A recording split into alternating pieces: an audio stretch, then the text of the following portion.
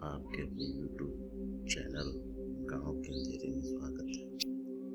आज आपको एक ऐसी कहानी सुनाने जा रहा हूँ जो काफ़ी खौफनाक है। तो चलिए शुरू करते हैं। राजू एक छोटे से गांव में रहता था। एक दिन उसे अपने चाचा के घर जाना पड़ा, जो जंगल के पार एक छोटे से गांव में रहते थे। शाम को देर हो जाने के कारण राजू को पैदल ही उस सुनसान जंगल से होकर जाना पड़ता था। गांव वालों ने उसे चेतावनी दी थी, रास्ते में कोई भी आवाज आए तो पलट कर मत देखना। राजू ने बात को मजाक में उड़ा दिया।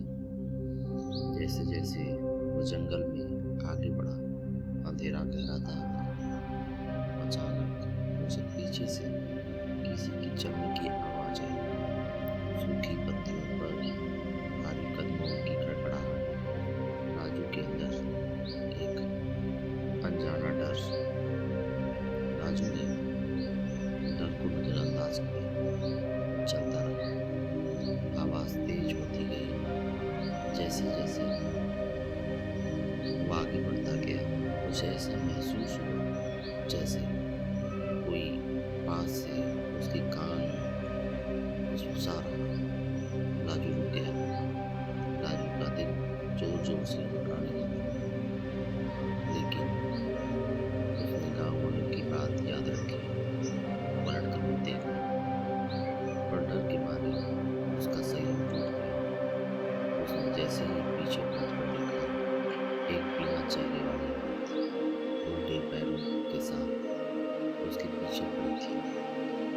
राजू के मुंह से चीख भी नहीं निकल सकी। अगले दिन जंगल के किनारे एक पेड़ से लटका शरीर, आंखें खुली हुई थी, मुंह पे ऐसा डर जैसे मौत ही डर गई। गाँव वाले सब हो गए थे, पलट कर मत देखना। अब इसे चेतावनी कानून। राजू की मौत के बाद गांव में एक अजीब सी चुप्पी छा गई। लोग अब शाम होते ही दरवाजा बंद कर देते थे, लेकिन कहानी यहीं खत्म नहीं हुई। गांव की चुप्पी बन गई तो सही हो गई। जब उसे होश आई, राजू की रहस्यमयी तरीके से मौत तो वो गाँव लौट कर वापस गया। उसने किसी की बात नहीं सुनी। मैं जानना चाहता हूँ कि मेरे भाई के साथ क्या हुआ। मुझे काम तू जंगल में मत जाना, और अगर गई तो पीछे मुड़कर मत देखना। लेकिन उसी रास्ते में निकल पड़ा जिस रास्ते में राजू की मौत हुई थी। जंगल में घुसते ही एक अजीब सी ठंडक महसूस हुई। पेड़ों की शाखाएं जैसे फुसफुसा रही, और फिर वही आवाज आई, नेहा मत जा। नेहा का दिल कांप उठा, लेकिन वह रुकी नहीं। कुछ कदम और चली, और फिर अब वो आवाज बहुत पास थी। नेहा ने देखा कि कोई अनजान परछाई जो उसके साथ साथ ही चल रही है। नेहा ने आंखें बंद कर ली और गांव वालों की बात दोहराती रही, पलट कर मत देखना। पर तभी एक जानी पहचानी आवाज ने पुकारा, नेहा, मैं तेरा भाई। उसका दिल डोल गया। चेहरे ने धीरे से आंखें खोली।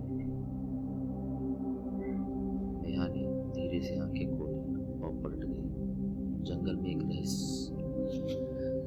में एक परछाई खड़ी थी जो राजू की तरह दिख रही थी, लेकिन उसकी आंखें काली थी और चेहरा पिघला हुआ मोम की तरह। मैं अब तेरा भाई नहीं, परछाई मुस्कुराई और अंधेरे में समा गई। अगली सुबह गांव के पास एक लड़की मिली, बेहोश पर जिंदा। पर जब उसने आंखें खोली तो वो नेहा नहीं थी। उसकी आवाज कोई और बोल रहा था। अब एक और आत्मा जाग चुकी थी। नेहा का शरीर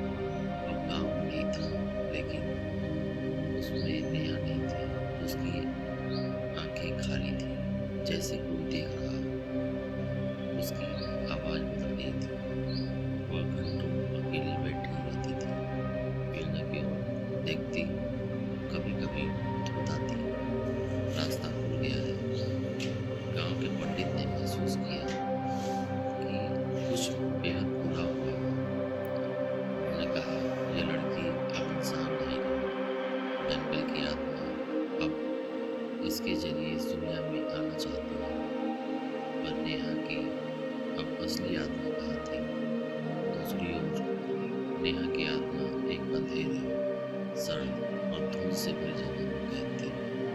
वहाँ समय नहीं था, रोशनी नहीं थी, सिर्फ एक आवाज गूंजती थी, तुम पलटी क्यों? नेहा रोती रही, डरती रही, लेकिन धीरे धीरे उसने महसूस किया कि वह वहाँ अकेली नहीं है, कहीं से कोई और आत्मा घूम रही है।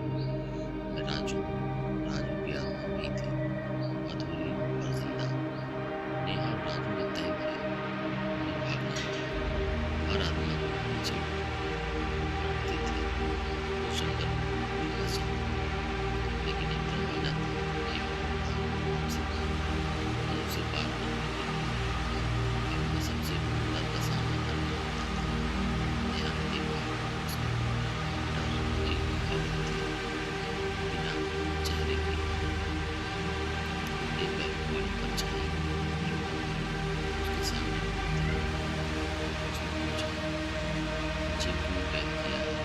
परछाई ने जवाब दिया कि तुमने पलट कर देखा और अब तुम भी देखोगे, महसूस करोगे, कैद रहोगे जब तक कोई और नहीं पलटे। लेकिन नेहा डरने के बजाय आगे बढ़ी।